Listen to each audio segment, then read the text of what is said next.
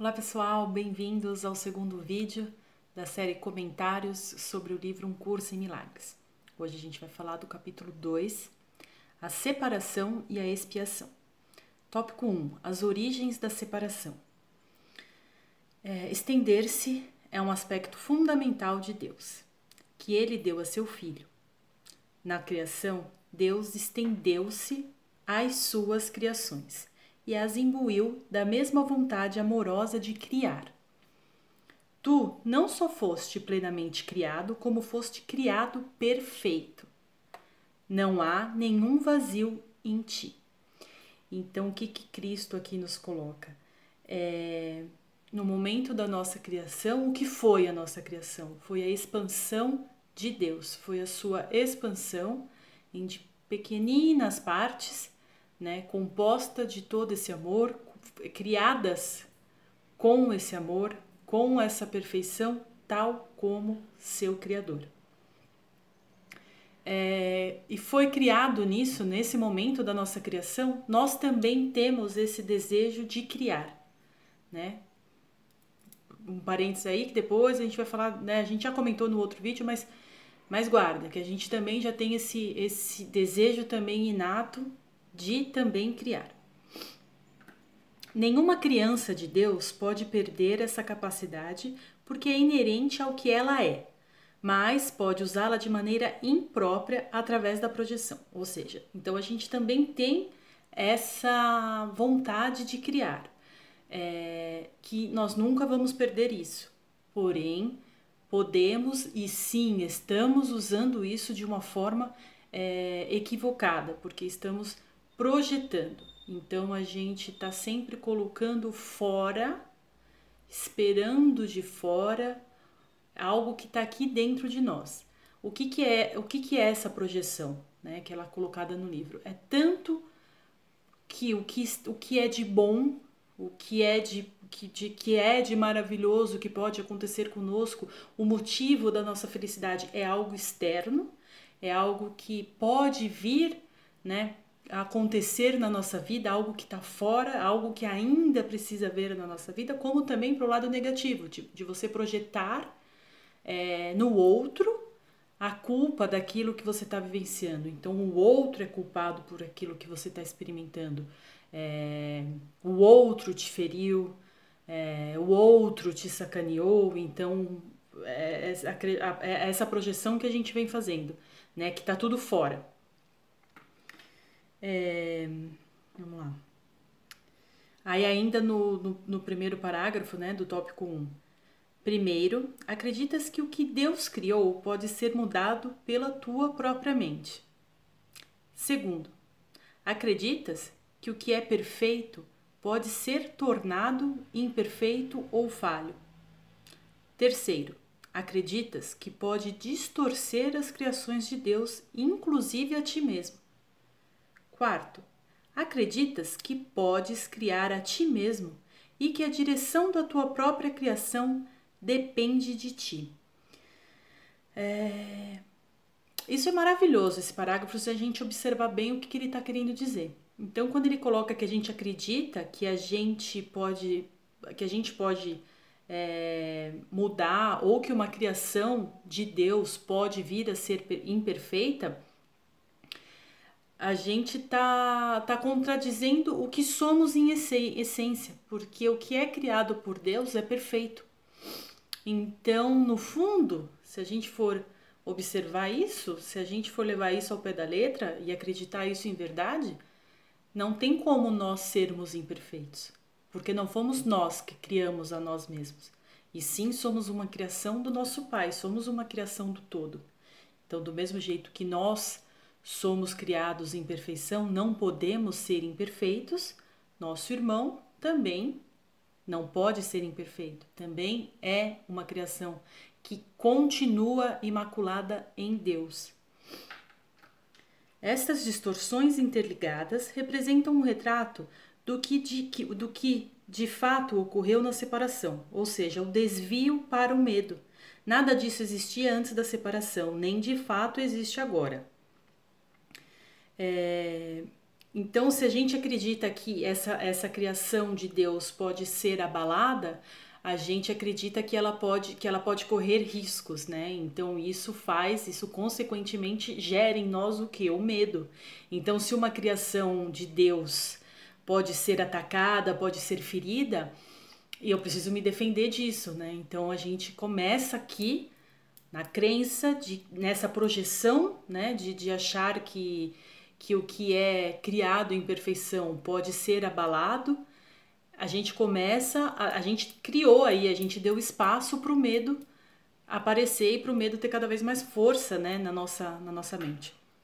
Nesse sentido, a criação inclui tanto a criação do Filho por Deus, quanto as criações do Filho quando a sua mente está curada.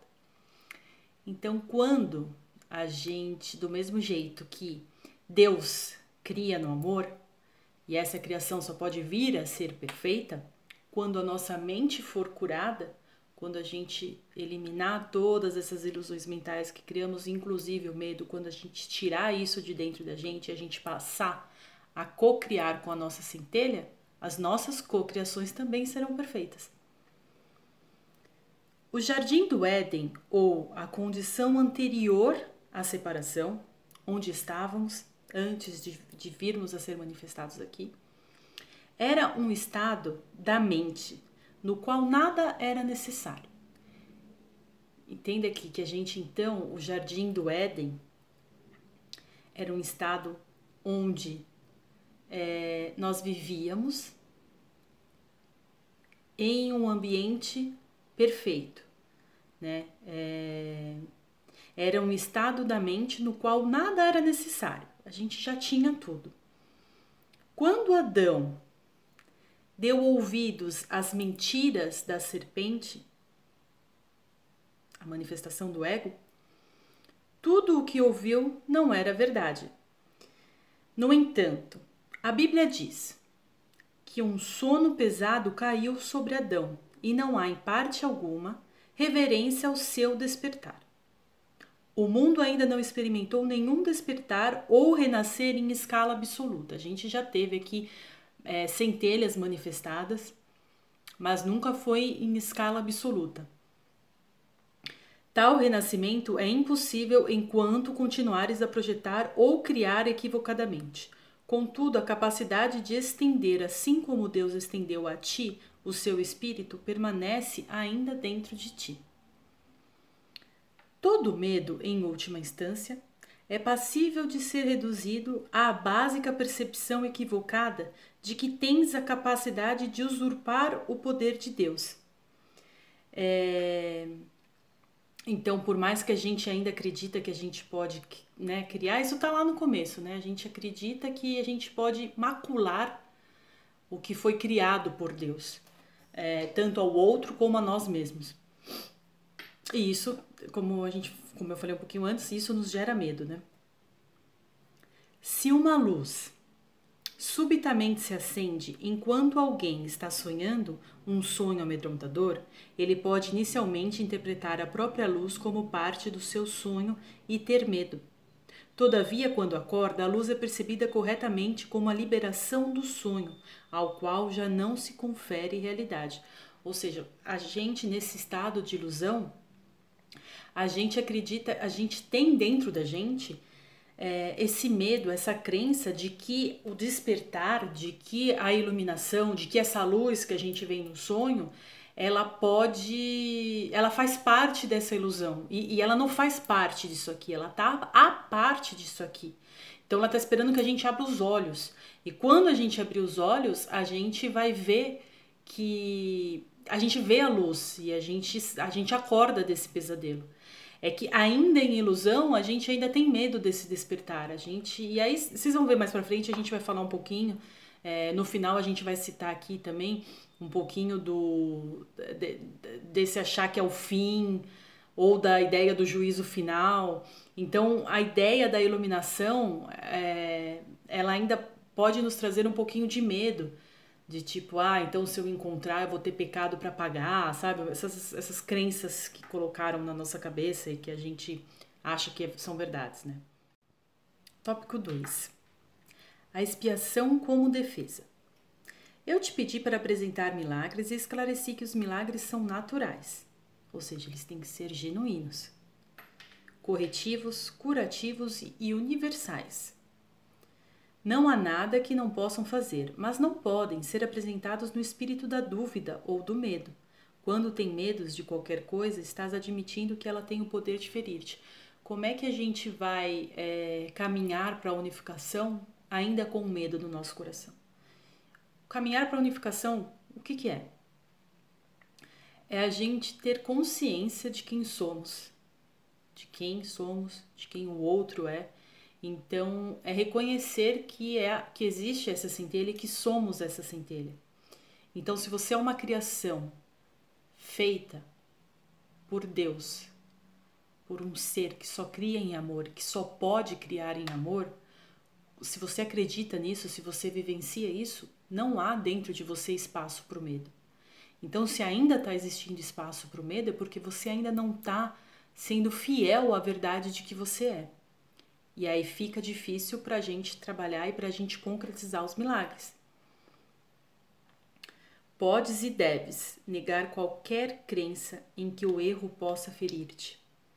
Este tipo de negação não é um encobrimento, mas uma correção. Ou seja, a gente tem que sim acreditar que nada é capaz de nos ferir, por sermos quem somos, filhos de quem somos.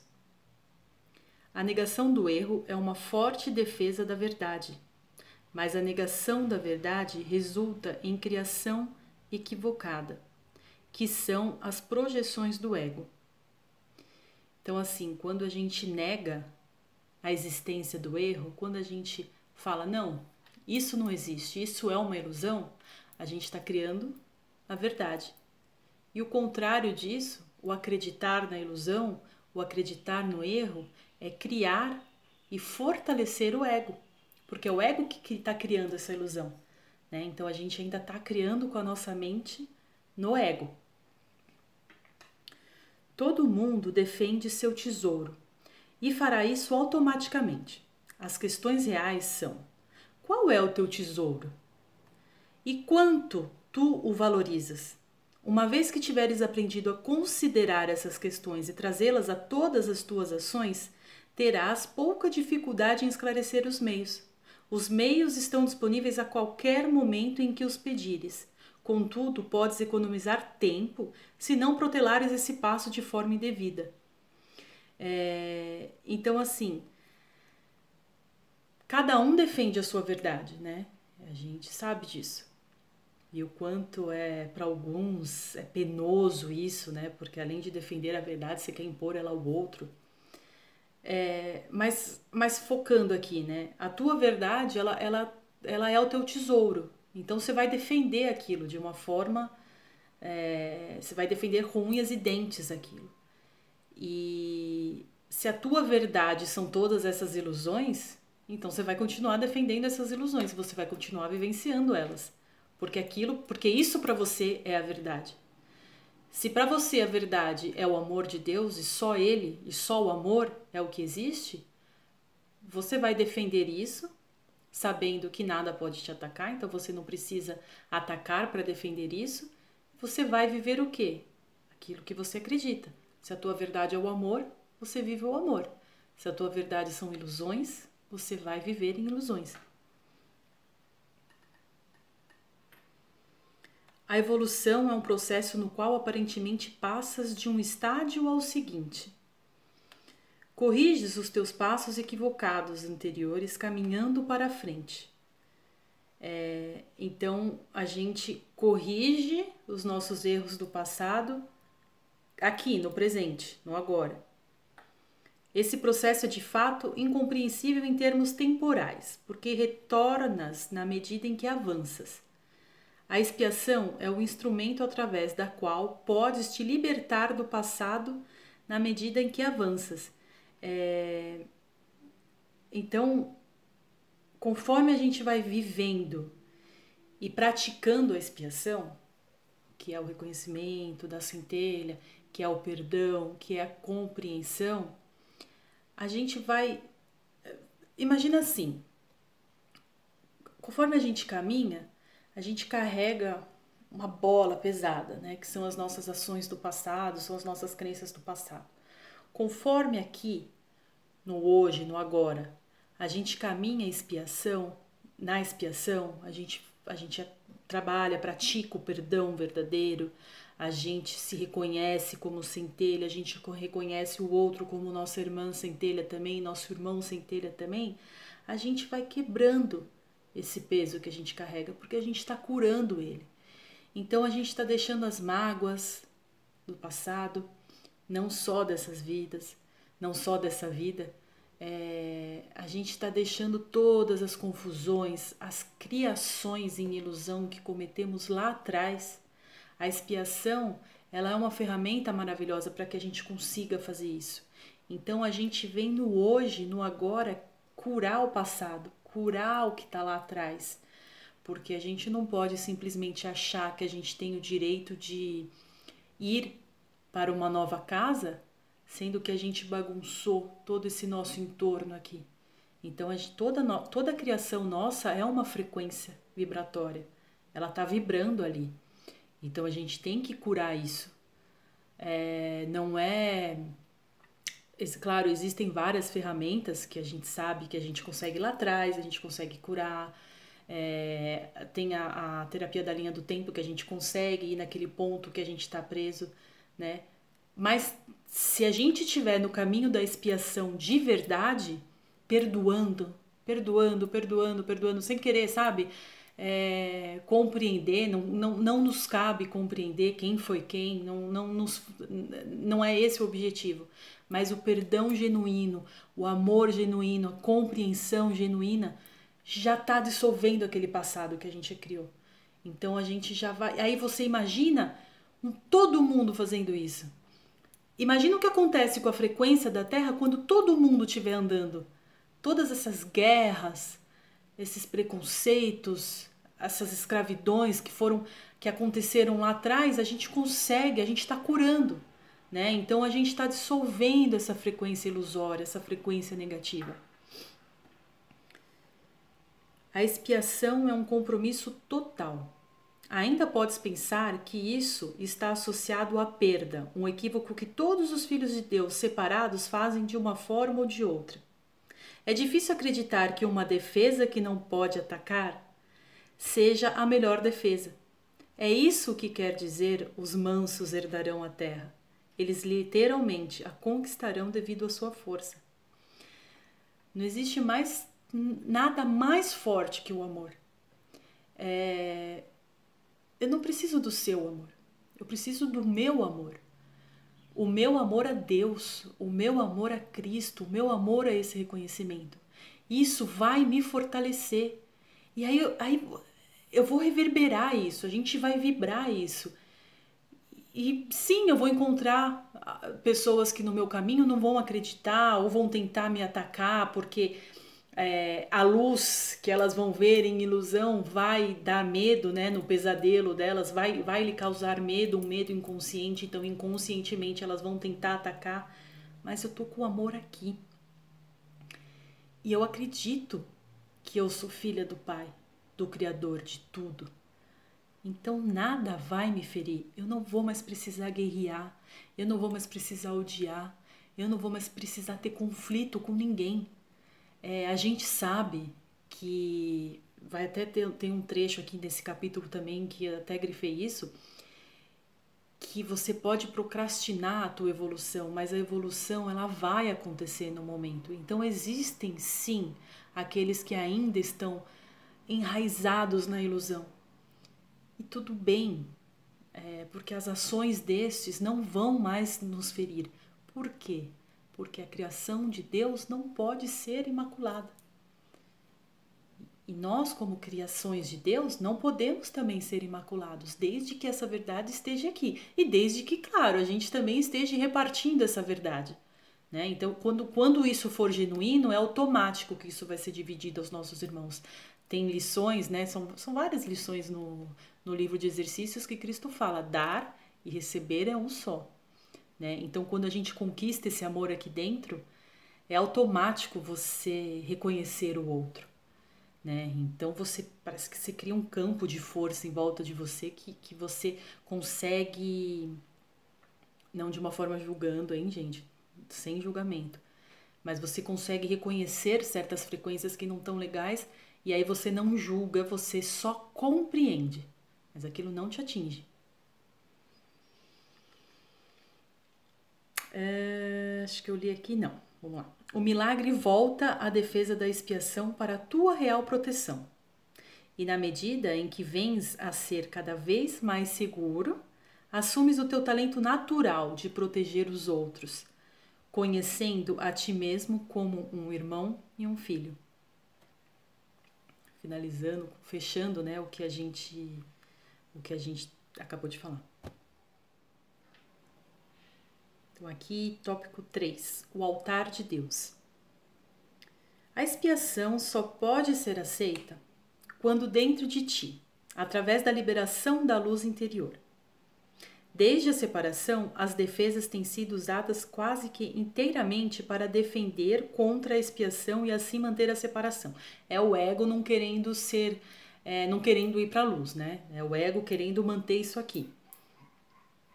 Isso é geralmente visto como uma necessidade de proteger o corpo. As muitas fantasias corporais nas quais a mente se engaja surgem da crença distorcida segundo a qual o corpo pode ser usado como um meio para se atingir a expiação. A gente não vai conseguir atingir esse estado todo que a gente vem falando através do corpo físico. Isso é sentimento, isso é emoção. Perceber o corpo como um templo é só um primeiro passo na correção dessa distorção. Então, o que ele quer dizer aqui como perceber o corpo como um templo? Como um templo, onde a minha alma está habitando, onde o meu espírito está aqui habitando, a minha centelha está aqui habitando, mas não como que eu sou, né? A gente já falou isso, nós não somos isso aqui. O próximo passo, todavia, é reconhecer que um templo não é absolutamente uma estrutura. Sua verdadeira santidade está no altar interior, em torno do qual é construída a estrutura. O templo em si, ele é... Quer ver aqui, ó? O templo, eu vou até voltar, que eu até me perdi um pouquinho aqui. Um templo não é absolutamente uma estrutura. Sua verdadeira santidade está no altar interior, em torno da qual é construída a estrutura. Então, do que é feita a minha estrutura? Do que eu estou me criando? Do que eu estou colocando no meu altar? Já vou falar um pouquinho o que ele quer dizer com esse altar. A ênfase em belas estruturas é um sinal do medo da expiação. É uma recusa em alcançar o altar propriamente dito. Eu tô dando ênfase para o externo, né? O ênfase para a beleza da estrutura. A beleza real do templo não pode ser vista como o olho físico. A vista espiritual, por outro lado, não pode absolutamente ver a estrutura porque é visão perfeita, mas pode todavia ver o altar com clareza perfeita. Então, eu não sou constituído da estrutura do meu templo. E sim, a estrutura do meu templo é constituída sobre o que eu coloco no meu altar. Então, o que você coloca ao pé da letra? O que a gente coloca no nosso altar? Aquilo que a gente cultua, aquilo que a gente acredita que tem valor, aquilo que a gente valoriza, né? Aquilo que pra gente tem um valor especial, aquilo que pra gente é a nossa verdade. Então, aquilo que queremos cultuar é o que colocamos no nosso altar, né? Então, a sua estrutura, ela é criada com base nisso. Então, se eu estou cultuando ilusões, se eu estou cultuando superficialidades, se eu estou cultuando medo, eu vou estar formando a minha estrutura, a estrutura do meu templo, com base no que eu estou cultuando. fica com isso na mente pra gente lá na frente, você vai ver como que é isso importante. Então você está mudando a tua estrutura do teu templo conforme as coisas que você está cultuando no teu altar. A aceitação da expiação por todas as pessoas é só uma questão de tempo. Isso pode parecer que contradiz o livre-arbítrio devido à inevitabilidade da decisão final, mas não é assim. Tu podes contemporizar e é capaz de enorme procrastinação, mas não podes desviar-te inteiramente do teu Criador, que fixa os limites da tua capacidade de criar de forma equivocada. Uma vontade aprisionada engendra uma situação que, levada aos extremos, vem a ser totalmente intolerável. A tolerância à dor pode ser alta. Tô ainda querendo me manter aqui, tô querendo vivenciar essa dor, tô querendo ficar aqui na ilusão. É uma tolerância que pode ser alta, mas ela não é sem limites, ou seja, uma hora isso aqui vai ter que acabar. Eventualmente, todos começam a reconhecer, embora de forma tênue, que tem que existir um caminho melhor. Então, a iluminação, sim, vem. E sim, ela tem que acontecer. Como eu falei, não existem, somos todos um. O que, no meu ver, nos difere é a nossa expansão de consciência. Então, decidimos que tem algo errado aqui, decidimos que isso aqui não está legal, né? E passamos a aceitar o fato de que estamos criando tudo isso aqui, de que somos nós os criadores, de que está tudo aqui na nossa mente, né? Então aí o que a gente está fazendo? A gente está trabalhando com o tempo, né? Então a gente está encurtando, né, esse tempo que infelizmente eu acho que a grande massa ainda está segurando, ainda está procrastinando. Mas isso vai acontecer. A luz vai vir, a luz já veio, como dizem em um dos exercícios, né? É só o tempo das pessoas. Por isso existe o tempo, porque a gente tem nós temos o livre-arbítrio e a força é tão amorosa que ela não nos impõe nada. E quando isso na nossa vida, quando a gente conquista algo, não nos traz uma satisfação. Imagina um conquistar que não é material, que é um estado de espírito.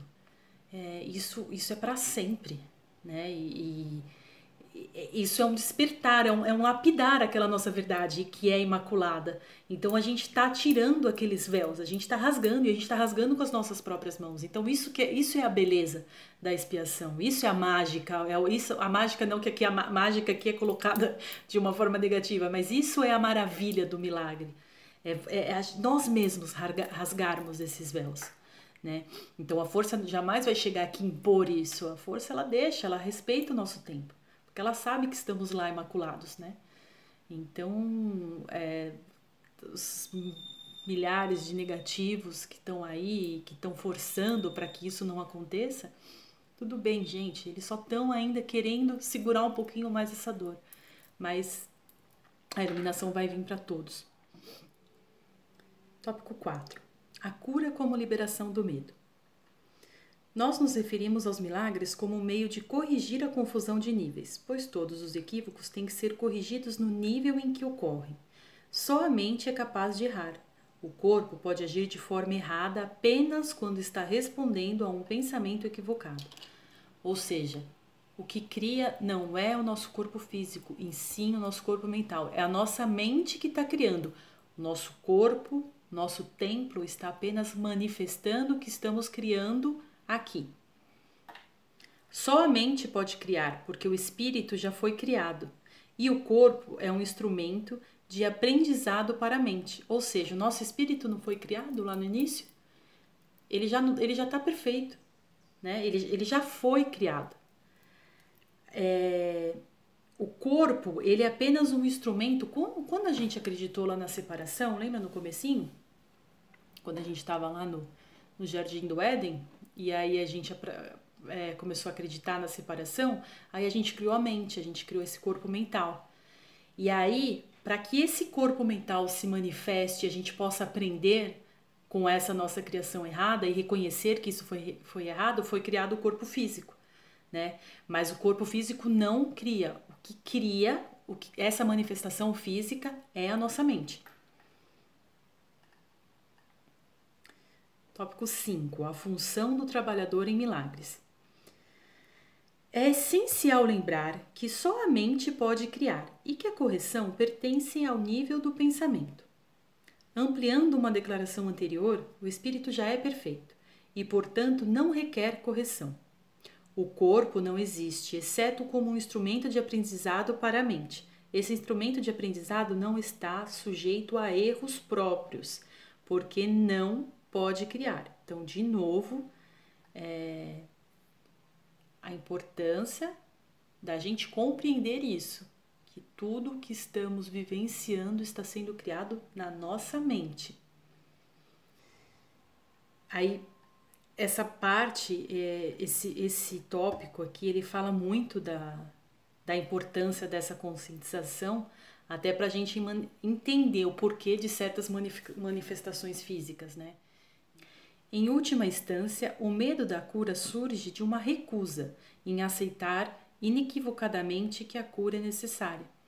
Então, será que eu aceito o que eu estou criando? Será que eu aceito que sou eu que estou criando isso? Aí é hora da gente ser honesto com a gente mesma, né? De olhar para a coisa com de uma forma adulta, de uma forma sincera. Então, para aceitar a cura, você precisa aceitar que você está criando errado, né? Primeiro passo essencial. Tópico 6. Medo e conflito. Ficar com medo parece ser involuntário, algo além do seu próprio controle. O que não é, né? Aí Cristo coloca assim: meu controle, ou seja, o controle dele, pode se encarregar de todas as coisas que não têm importância, enquanto minha orientação pode dirigir tudo o que tem, se tu escolheres assim. O medo não pode ser controlado por mim, mas pode ser autocontrolado. O medo me impede de te dar o meu controle. Como a gente comentou, se você está criando com medo, você não está deixando a tua centelha agir. Se você não deixa a tua centelha agir, Cristo não tem abertura para nos ajudar, né? Para nos mostrar esse caminho. E o mostrar o caminho, ele é natural, ele...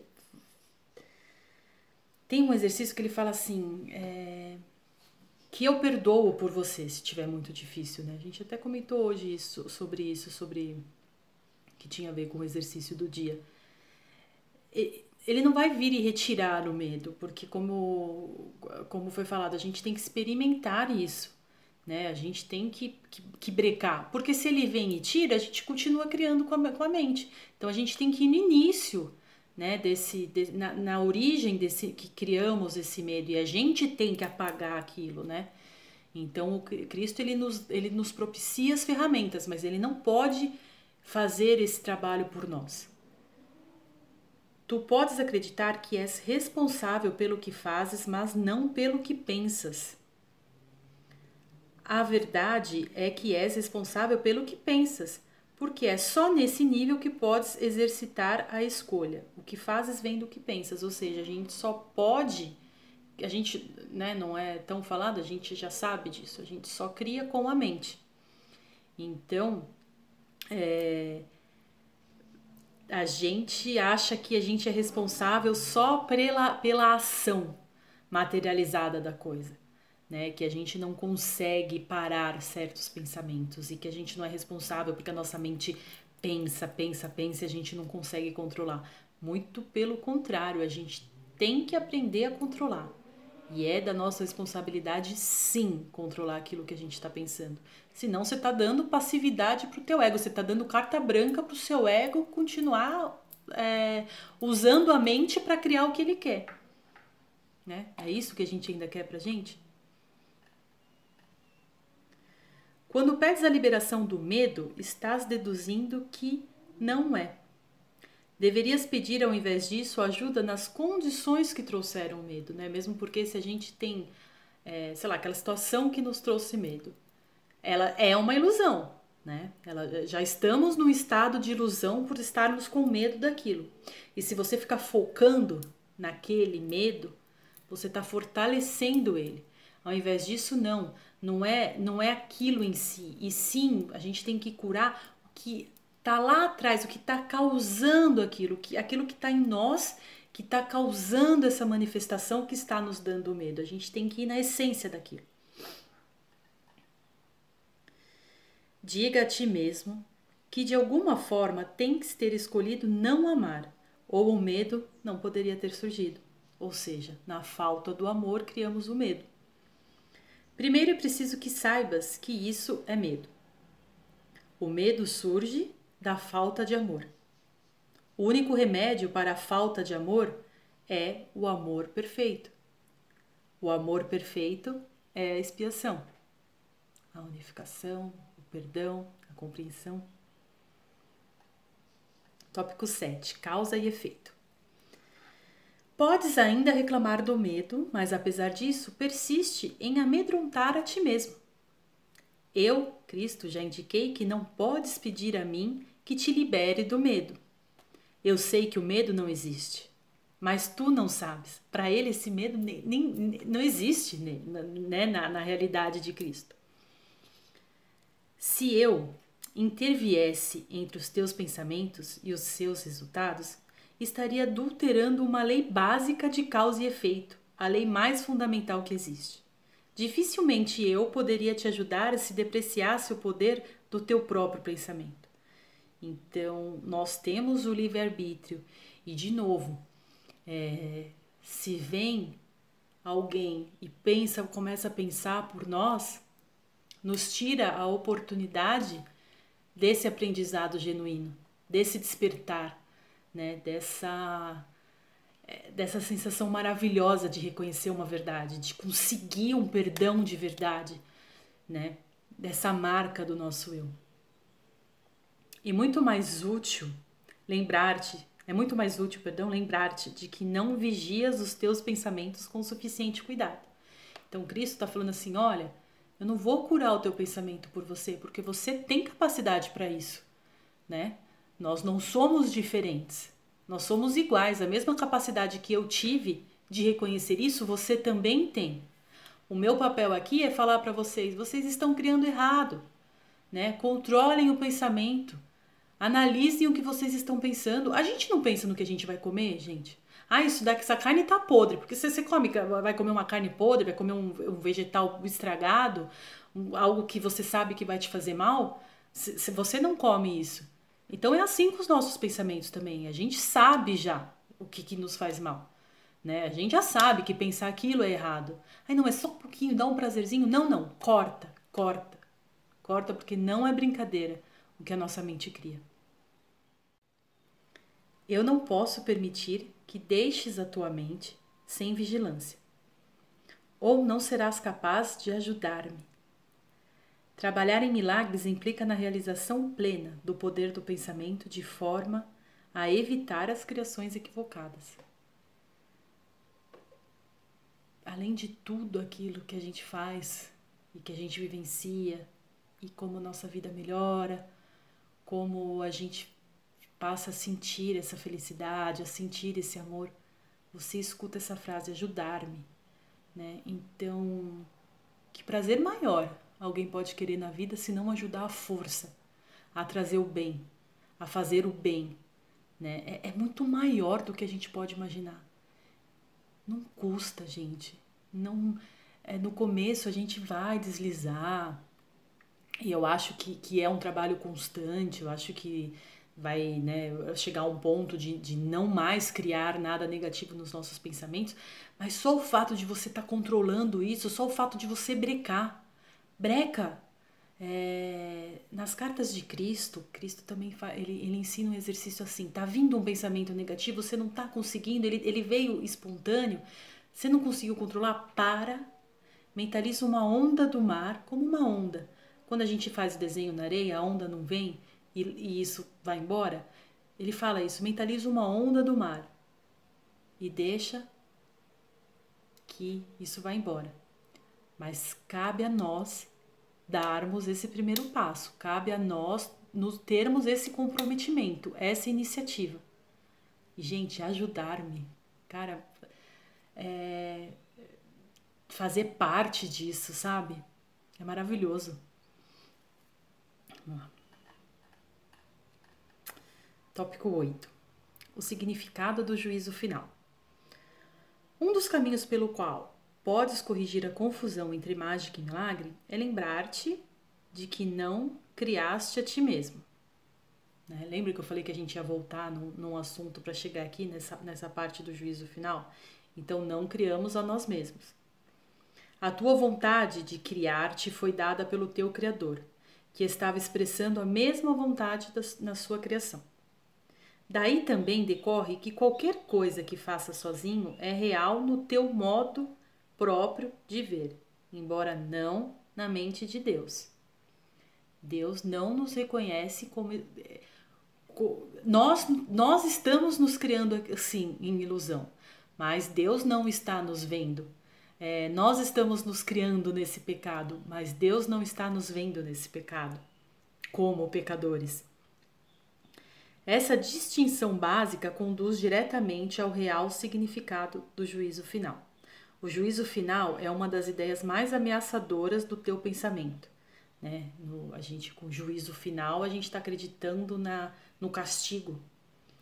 Isso é assim porque não a compreendes. O julgamento não é um atributo de Deus. Então, de novo, a força não está nos julgando. A força, não existe um Deus sentado num trono prestes a nos sentenciar à morte, né?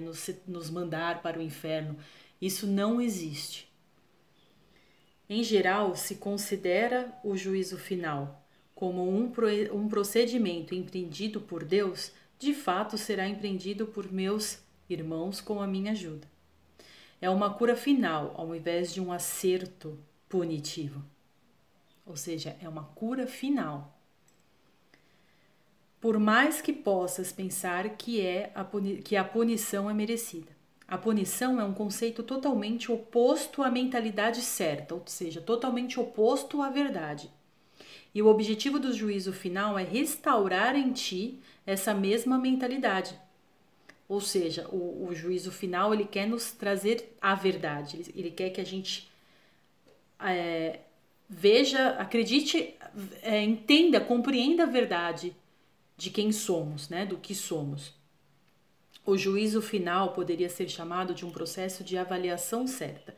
Simplesmente significa que todas as pessoas finalmente verão a compreender o que tem valor e o que não tem.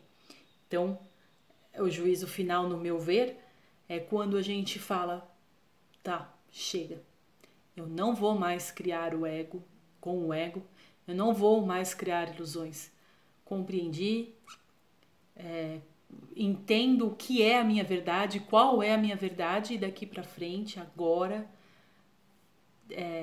durante toda a minha eternidade, porque não existe uma morte, não existe um fim. Eu aceito a verdade daquilo que eu sou, eu aceito a verdade daquilo que o meu irmão é, e aí você passa a vivenciar isso, né? Então, para você acabou a necessidade da expiação. A expressão juízo final é assustadora, não só porque foi projetada para Deus, mas também foi projetada, colocada para fora para Deus, mas também por causa da associação entre final e morte. Esse é um exemplo claro da percepção invertida. Se o significado do juízo final é objetivamente examinado, fica bastante evidente que é, na realidade, o umbral da vida. Ninguém que viva no medo está realmente vivo. Não podes submeter a ti mesmo ao teu próprio juízo final, porque tu não és criação tua. Eu não sou isso aqui, eu não sou essa ilusão que eu estou vivendo, não fui eu que criei a mim mesma. Podes, todavia, aplicá-lo de modo significativo e a qualquer momento a tudo o que fizeste, e reter na tua memória apenas o que é criativo e bom. Isso é o que a mentalidade certa não pode deixar de ditar-te. O propósito do tempo é unicamente dar-te tempo para conseguir esse próprio julgamento, né? Esse próprio reconhecimento. é o teu próprio julgamento perfeito das tuas próprias criações perfeitas. Quando tudo o que retens é amável, não há razão para o medo permanecer contigo. Essa é a tua parte na expiação. Então esse é o juízo final. É esse reconhecimento. É permitir a unificação. É permitir expressarmos, vivenciarmos aquilo que somos em essência, que é o amor. Obrigada, pessoal.